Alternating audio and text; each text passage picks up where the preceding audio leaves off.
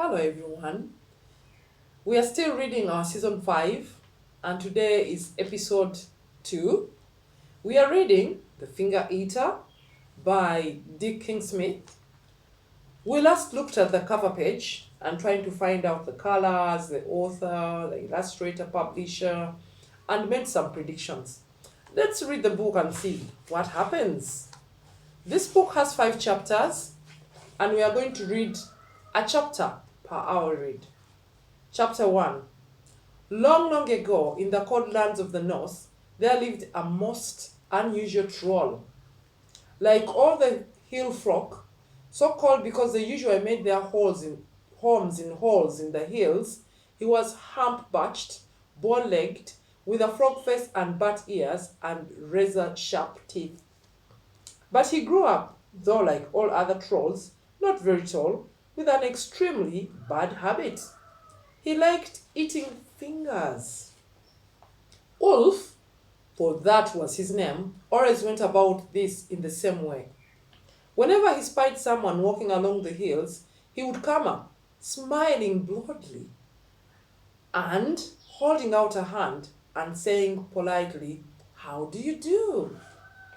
Now, trolls are usually rude and extremely grumpy and don't care how anyone does. So the person will be pleasantly surprised on meeting such a jolly one and holding out his or her hand to shake the Ulf's was a surprise.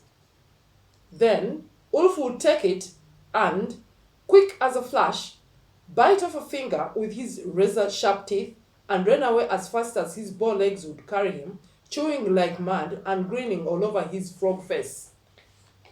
Strangers visiting these parts were amazed to see how many men, women, and children were lacking a finger on their right hands, especially children, because their fingers were more tender and such sought after by and much sought after by Ulf.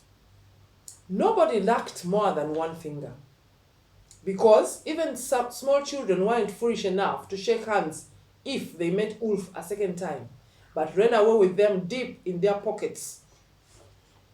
It was usually the index finger that Ulf nipped off because it was the easiest to get at, so that many children grew up pointing with a middle finger and holding a pencil between middle and third, but sometimes Ulf went for the little one. Thumbs, for some reason, he did not seem to fancy. Strangely, the people of those lands were tolerant and long-suffering and seemed to put up with Ulf's bad behavior. What can't be cured must be endured, they would say. And since they considered it was no use crying over spilt milk, they wasted no tears over lost fingers, but got on with their lives with only 7. That's the end of chapter 1. And we are going to look at role play. Let's identify the characters in this chapter. We have the wolf, we have the children, we have old people, and we have visitors. So Wolf must be very jolly and good at pretending. The children must be the best when they are at school and writing without the finger that has been bitten off by the wolf. The old people are welcoming and greeting visitors minus the fingers they lost.